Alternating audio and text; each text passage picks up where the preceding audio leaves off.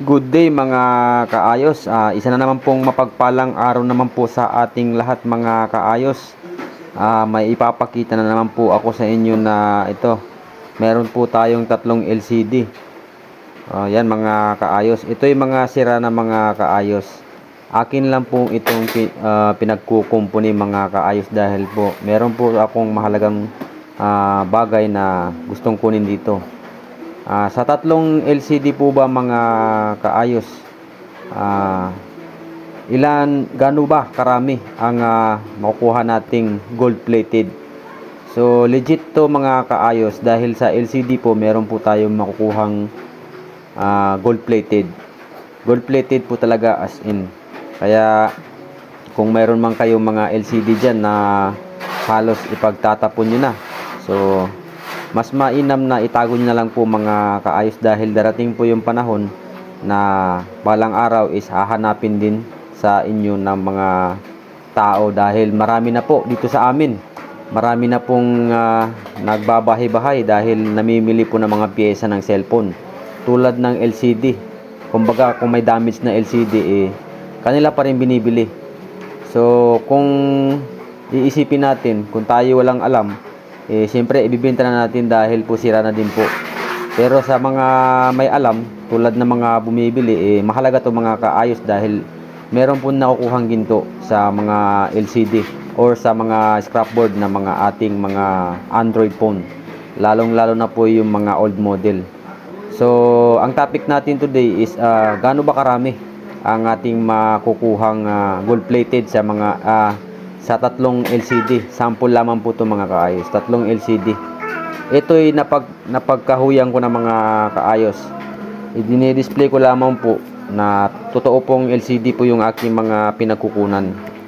Yan. So ito po yung kanyang mga ito yung mga gamit niya.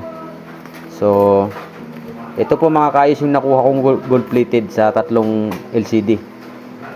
Yan po mga kaayos. So ipapakita ko sa inyo mga kaayos kung gaano karami yung makukuha sa tatlong LCD na damage. So ito mga kaayos, ito yung aking nakuha. Ito yung iba to mga kaayos. So sasama ko na rin to. Ito switch naman to mga kaayos. Switch. Yan.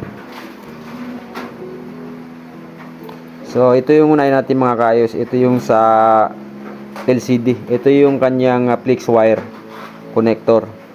So saan ba dito yung ginto or gold plated mga kaayos? So ito po siya mga kaayos. Ito, nakikita nyo yung parang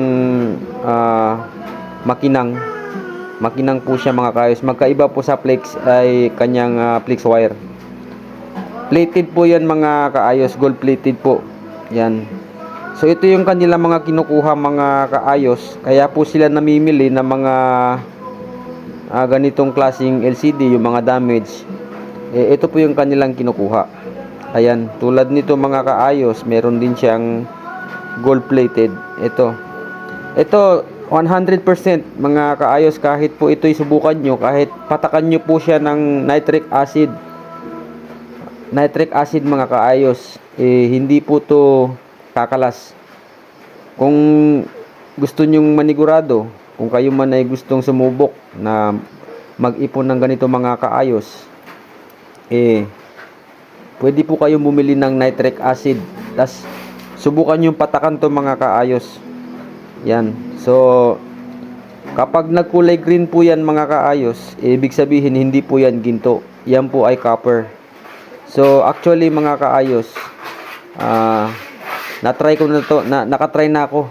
Pero hindi ito yung na-try ko mga kaayos. Ito bago ko lang kasi ito pinangkahoy. Na-try ko na din po patakan ng nitric acid ang ganito, yung kanyang flex gold plated.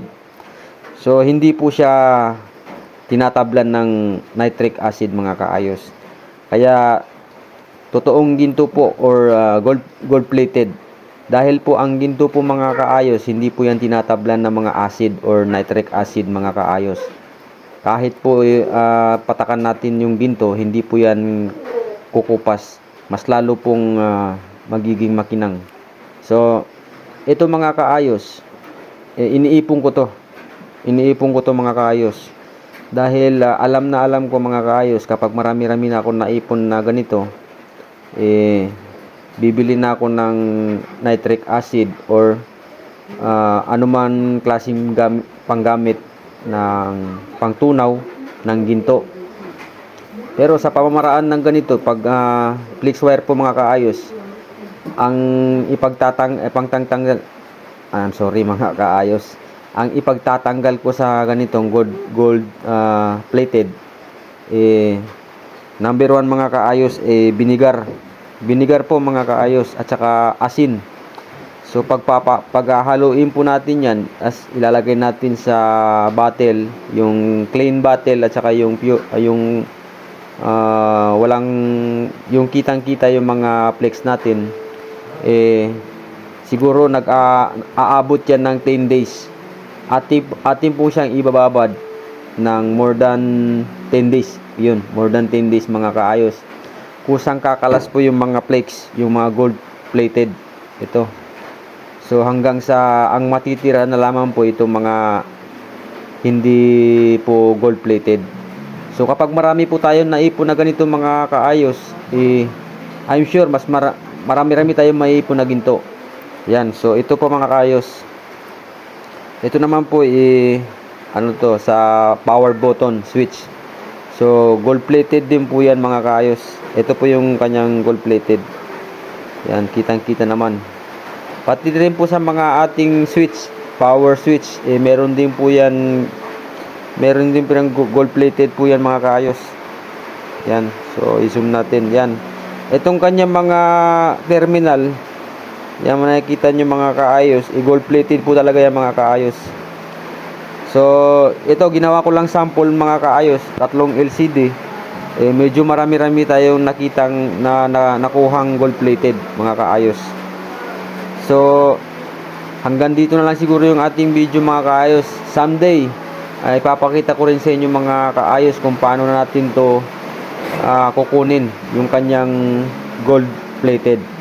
So don't forget mga kaayos to subscribe my small channel, bilang suporta na rin po sa aking vlog mga kaayos. Sana po masuportahan nyo ako kahit isang subscribe lang mga kaayos, dahil po ang ating mga ginagawang vlog is legit po tayo mga kaayos. Hindi po tayo gumagawa ng walang kwentang vlog or hindi napupulatan ng aral mga kaayos. At saka po yung aking vlog po mga kaayos, hindi lang po sa pagtuturo ng ganito, yung mga ginto. Nagkukumpuni rin po ako mga kaayos ng cellphone. Nagsi-cellphone repair din po ako mga kaayos. At saka yung isang vlog ko naman yung about sa measurement. So marami tayong skill mga kaayos, kaso hindi natin pwedeng pagsasabayin dito sa channel na to. Baka po marandom po tayo, hindi po tayo tanggapin ni YouTube. So hanggang sa muli mga kaayos, thank you for watching mga kaayos. Have a good day.